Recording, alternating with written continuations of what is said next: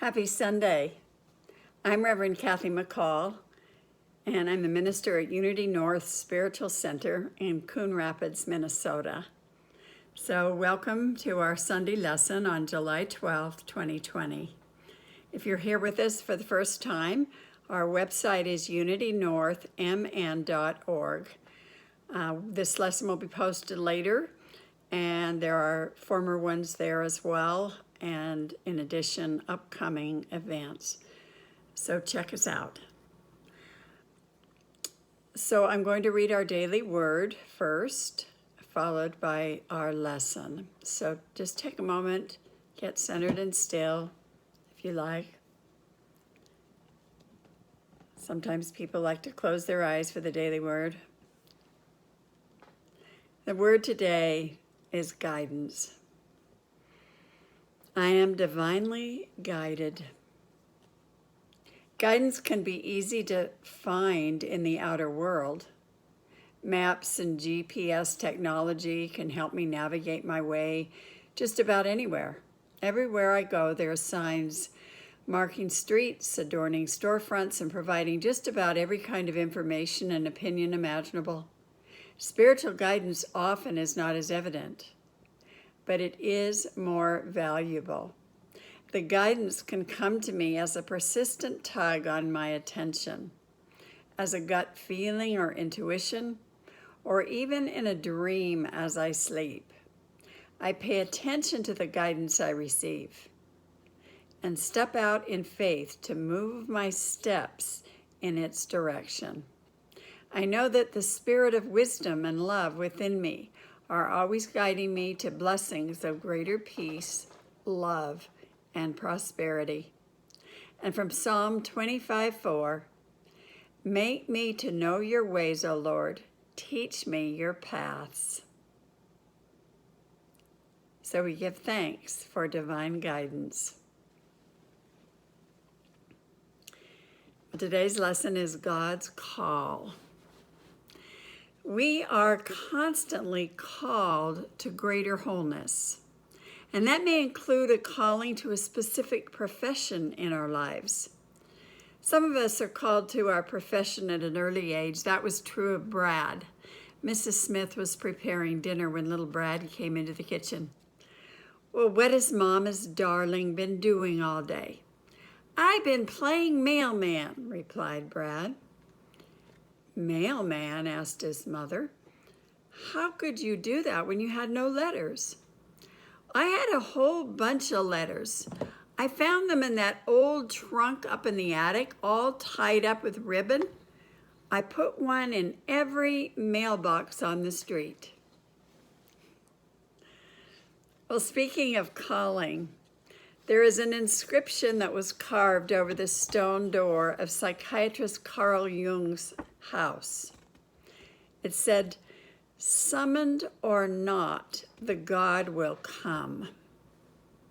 Summoned or not, the God will come. And this speaks to the dialogue going on all the time between God and us. We may call God sometimes for help or comfort, but God is always calling us, always present, inviting us to a life of greater wholeness. The call and one's response to it are a central metaphor for the spiritual life. A call is only a monologue, though. A return call, a response, creates a dialogue. Our unfolding requires that we be in constant dialogue with the divine. 5 stages can be recognized in any call. The first is God's call. The second is our objection or resistance to the call. The third is divine reassurance. 4 is a sign or a vision. And 5 is reflection on the call. So first, God's call. A biblical call is generally a dialogue between God or an agent of God and a human. Moses sees the burning bush and hears the voice of God calling him to deliver the Israelites Sarah's call to be mother of nations comes through Abraham, as she overhears a stranger telling her husband that she shall bear a son in her old age. Ezekiel's long, detailed call narrative covers 3 chapters in the Bible with visions and dialogues. The visions begin as a voice speaks from out of the throne. Son of man, stand upon your feet, and I will speak with you. An angel appears to Mary and begins with, Hail, O favored one, the Lord is with you. The directness of these calls is more likely the ancient author's way of intensifying the drama of an experience that is more common than we know. Spirit is always speaking to us in inner dialogue. My call to ministry did not come as a booming voice saying, Hail, O favored one, you will arise and go first to Tempe, Arizona, and then California, and finally Minnesota, and there you will do my work. No, it was a silent voice within me as I watched a minister walk down the aisle on a Sunday morning at a very large church in Portland, Oregon. And as he passed by me, I felt kind of like a breeze, a wind, and a voice. The inner voice said, I could do that. But prior to that, I had been seeking and asking for a long time. One man was called to be a church usher because he was so friendly. He greeted an elderly woman at the door of the local church and then helped her up the flight of steps. Where would you like to sit? He asked politely. The front row, please, she answered. Oh, you really don't want to do that, the usher said. The minister's really boring. Do you happen to know who I am? The woman inquired. No, he said. Well, I'm the minister's mother, she replied indignantly. Do you know who I am? He asked. No, she said. That's good, he answered and took off. Our calls may invite us to be something more creative, less judgmental, more loving, less fearful. They may ask us to do something, to become self-employed, to go back to school, to leave or start a relationship, change careers, have a child, take care of a grandchild, take care of the environment, take action on a racial injustice. You know, they may be calls towards something or away from something. Mary Doom of Summerford, Oregon said, maybe it was God calling me to get out of my living room.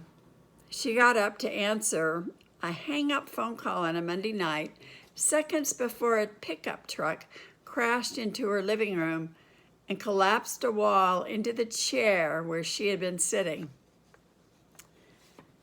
You know, we are called in many ways. It may be as simple as writing a letter of encouragement to those who need it, or creating a new, forgiving relationship with someone who may have wronged us. It might mean breaking through our reluctance to visit a sick friend or relative, making peace with a son or daughter, entering into a program of self-improvement. For one, it might mean a formal ministry to a congregation. For another, working in a mission for the homeless. For another, taking more time to play or pray. Calls don't necessarily mean there's thunder in the sky and a great voice booms out telling us we are anointed. Most of the calls we receive and often ignore are the proverbial still small voices that the biblical prophets heard, the daily calls to pay attention to our intuition and to be authentic. The call can come to us in a whisper, a nudge, a barely perceptible thought. To answer the call effectively, we must learn to hear the inner voice which guides us. Discerning the direction of a call through meditation and prayer. We become grasped by the responsibility for hearing and following the call of Spirit to a greater life. To answer such a call may mean that we would be required to make life changes, major life changes, perhaps even a geographical move. I never dreamed of leaving California and moving to Minnesota, especially at the beginning of winter. It's usually the other way around. But I absolutely knew it was a call and I needed to act on it. So I came without question and even began looking for apartments here before the contract was signed. It was so clear that it was a divine call.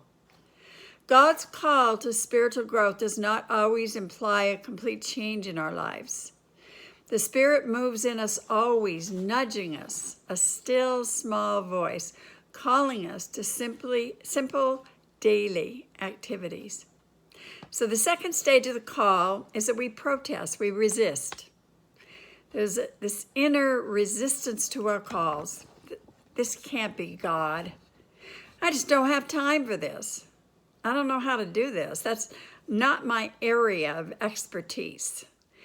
I can't sit still to pray. If I were supposed to do this, God would make it easier. Well, Mark Twain said, "Take responsibility after you have exhausted all other possibilities." Moses protested, "Who am I that I should go to Pharaoh and bring the children of Israel out of Egypt?" Moses was even argumentative with God. "They will never believe me." Sarah laughed. "I'm past bearing children now." Gideon argued, "Pray, Lord, how can I deliver Israel? Behold, my clan is the weakest in Manasseh, and I'm the least in my family." And Mary asked, "How shall this be, since I have no husband?" After Gabriel had announced she would conceive a son. Jesus said, "Father, if thou art willing, remove this cup from me." I fought my call to ministry for 3 years, actively fought it before I said yes. And I have first resisted every church that I have served. Even though I knew that this one now was a calling, I still went through a period of resistance, kicking and screaming a bit. I don't want to go to Minnesota in the winter. But, the call prevailed. When I arrived in ministerial school, most of my classmates also had resisted their calls as well. Resistance is not only universal, but also instinctive and involuntary. Our brains are wired for it. It's critical to the health of the immune system and to mental health, and serves to protect us to a point. Also, we seek to conserve the meaning of our lives, and we may fear falling into chaos. In fact, the ego will absolutely fight to prevent change. Look how we're fighting the coronavirus and a period of shutdown, and what God would have us do. It's not about just people dying or I could say it's not about killing people and isolating them, but waking us up to another way. Not that God is choosing not that God is making the coronavirus kill people. I mean, that has evolved, this virus, somehow through human and animal life. And God, it's not like God creates bad things to test us. I don't believe that for a minute. I think it has to do with the human creation and what is placed before us. But God calls us through different experiences. And this period of shutdown, what's it here to do? What's it here to do? It's, I think, to wake us up to a new way. Sometimes when we can't go out and distract ourselves in this shutdown time, we must go within. Underneath resistance is the fact that we may be protecting ourselves from imagined harm, threat of pain, and the experience of feeling bad about ourselves. When events threaten to cast us in a bad light, the first impulse is to turn the light off. One way we do that, one form of resistance, is by going the way of the world rather than the way of spirit. There is a great story about that. Anthony DeMello tells about a Hindu yogi whose guru left him under a tree on a riverbank to meditate on God. Well, the yogi had only two possessions, his loincloth and a begging bowl. And once a day, he walked to the village to beg for food. The rest of the time he spent in contemplation of God. So one night, he washed out his loincloth and hung it on a tree to dry. When he awakened, it had been chewed up by a rat. With great embarrassment, he begged for both food and a new loincloth that day, and then went right back to contemplating God. A few days later, he washed out his new loincloth, hung it up to dry. Once again, the rat chewed it up during the night. What was the yogi to do? Well, it was unseemly for a man of God to keep begging for loincloths, so he got a kitten to chase the rat. But the kitten was hungry, and soon the yogi had to beg for milk. It was embarrassing to beg for milk, so he found a stray cow. All went well until the summer heat burned off the remaining grasses, and the yogi had to beg fodder for the cow. Well, it wasn't good to have to beg for fodder. So when the rainy season came, the yogi planted some crops. They prospered in the rich soil. But so much of his time was spent farming, he could hardly meditate. So he hired laborers to tend his fields. But they needed supervision, which disturbed his meditation.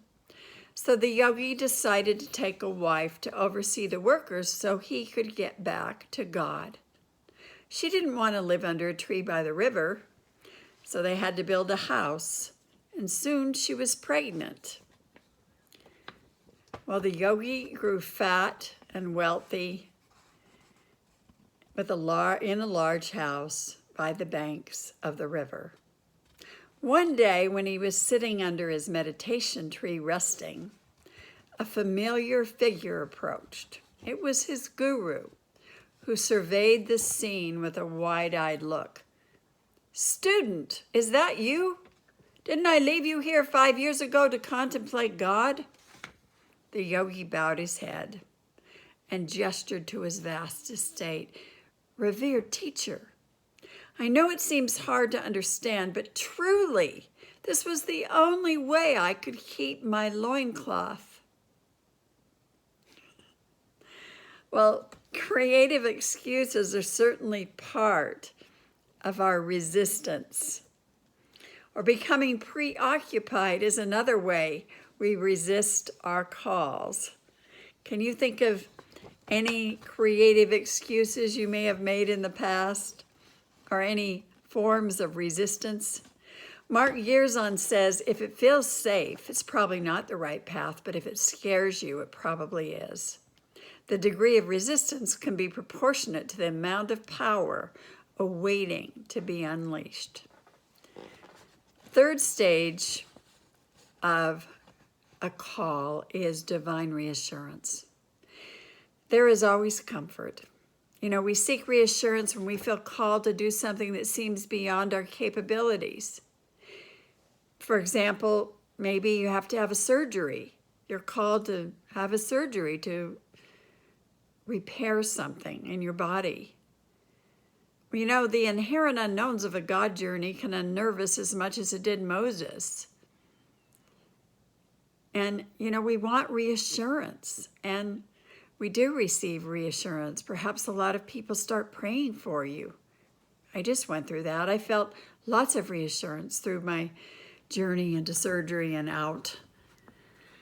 Well, God's response to Moses was, "I will be with you." That was not enough for Moses, and he argued his inadequacy over and over until he was finally convinced that God would be there for him. When Mary questioned, "How can this be, for I have no husband?" the angel said to her, "The Holy Spirit will come upon you, and the power of the Most High will overshadow you, for with God nothing will be impossible." Do you know the definition of impossible? It's what nobody can do until somebody does. God is truly our help in every need, and we can always find that reassurance. The fourth stage of a call is signs and visions. There's always confirmation for our call. For Sarah and Mary, it was pregnancy. I say that was a pretty dramatic sign. Could not be argued any longer. Moses received his first sign when his staff turned into a serpent. Gideon's offering went up in a burst of flame ignited by an angel. God's signs leave us convinced that the call is irrefutable and irreversible. In my case, I've had powerful dreams that have guided me to my churches and to other important callings of my life. And the first one that led me to Tempe, Arizona, where I had a church for 7.5 years, a voice in my dream said, "You will have a church in Phoenix, and it will be a church of great light." When I left Arizona, I was headed for Santa Rosa, but I had a dream that I was on a bus and there was a roadblock preventing me from continuing in the direction that I was going. In the dream, I was told to take a detour to the southwest. I woke up in the morning and got a call from the Santa Cruz board president. Santa Cruz is to the southwest of Santa Rosa. Well, 10 years later, though, I finally did get called to Santa Rosa, and I was reminded that the former dream that steered me to Santa Cruz said I was taking a detour to the southwest. With a detour, we end up where we were going, and that is exactly what happened. I ended up in Santa Rosa, where I was originally headed, completing the detour 10 years later. Well, with this church I serve now, Unity North Spiritual Center, I did not have a dream, but such a certain knowing that I did not need the dream. Well, I kind of did have a dream that related in that I was told that there would be a huge change in my life in a certain way. It came in the dream, and I won't go into detail, but somehow I knew that in that change I would be leaving my mother. Well, my mother has passed on, so I knew it wasn't my mother. And later, in retrospect, it was leaving the great mother ocean. I always think of the ocean as my mother. And for over 20 years, I lived in California, most of the time near the ocean. And so the dream was somehow telling me I would be leaving that place, that my ocean. Well, at those times, when I've been on my knees asking, "Why me, God? Why this?" an old friend might call me out of the blue to reassure me, or I will hear just the right song on the radio. It's important to ask for a sign or vision to confirm our calls. It may come in prayer and meditation as we gain new insights, with a thank you from someone whom we touch in fulfilling our call, from an inner voice that says, "This is right, this is exactly what I need to be doing." You know, it's not always in biblical proportions. It can be very simple. One sign is that the truest calls seem not only to keep coming back, but also to make their way through to us through many different channels. We are all called to awaken and change in this time of pandemic and protest. Some of us are weathering this as we live alone, others in relationships. Some have children. Many can still be with their families, and some cannot. Some have suffered loss of jobs, loss of income, loss of family members, and all of us have suffered the loss of a known lifestyle. We have jumped off into the great unknown. Each of us has to determine our own lesson to be gained, our own reason for being here at this time going through this, what is Spirit asking of us? What is Spirit asking of us? So the fifth stage of the call is called the reflection on the call. Luke 2:29 and 2:51 reads, Mary kept all these things in her heart, and she pondered them. It's important that we take time to ponder, to reflect on the call, and to go into the silence for guidance.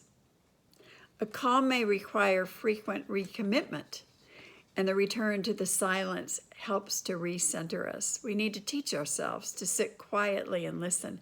Just listen.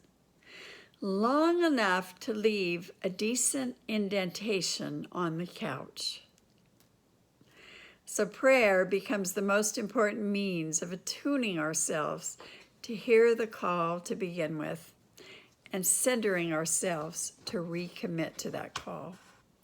Once again, the 5 stages are God's call, our objection or resistance to the call, divine reassurance.